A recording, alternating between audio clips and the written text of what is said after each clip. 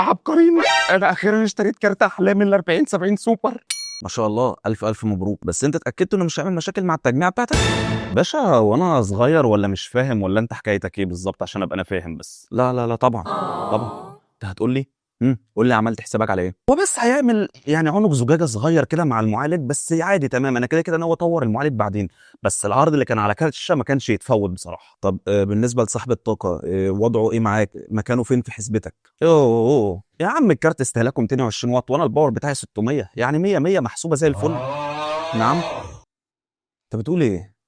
لا يا عم، ايه المشكله يعني؟ الكارت 220 والمعالج 65 والبورده 60، فاضل بس الرام والتخزين والكلام ده، يبقى انا في الامان وزي الفل اهو. ايه المشكله؟ ثانيه واحده، انت عايز تقول لي انك حاسب استهلاك التجميعه بتاعتك بالظبط على الشعره؟ هتقول لي وكابل الباور بتاع الكارت؟ هقول لك لا يا عم، الكارت جاي معاه تحويله من 2 8 بن لواحد 12 هاي باور. 100 100 اهو. ايه رايك؟ طب ايه اعمل فيه ايه؟ طب انا اعمل فيه ايه؟ امال ايه يا معلم؟ دماغ شغاله مش بتنام.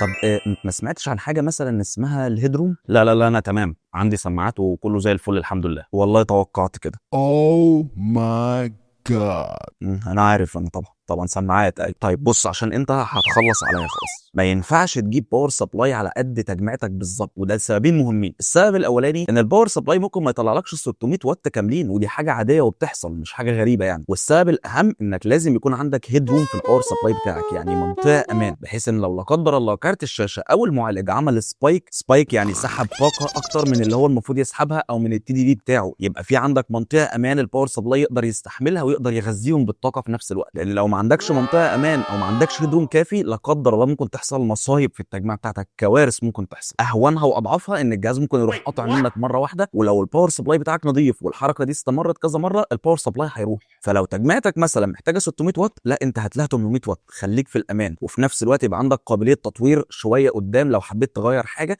يبقى عندك الباور سبلاي مغطيها بامان. والباور سبلاي اصلا كله على بعضه ثمنه ما يجيش 10% من ثمن كارت الشاشه اللي انت رحت اشتريته ده، فعشان 10% هتضيع ثمن كارت الشاشه كله، ممكن تضيع تجميعتك كلها وتحويشتك معاه. انا شخصيا كان هيحصل معايا كده مره. خلاص انت عندك حق، فانا كده محتاج اجيب باور سبلاي كويس برضو عشان ما اضيعش الكارت بتاعي ولا التجميع بتاعتي. بس هل ممكن اشغله مؤقتا بس لحد ما اجيب باور سبلاي؟ امشي يلا امشي يلا امشي يلا من هنا.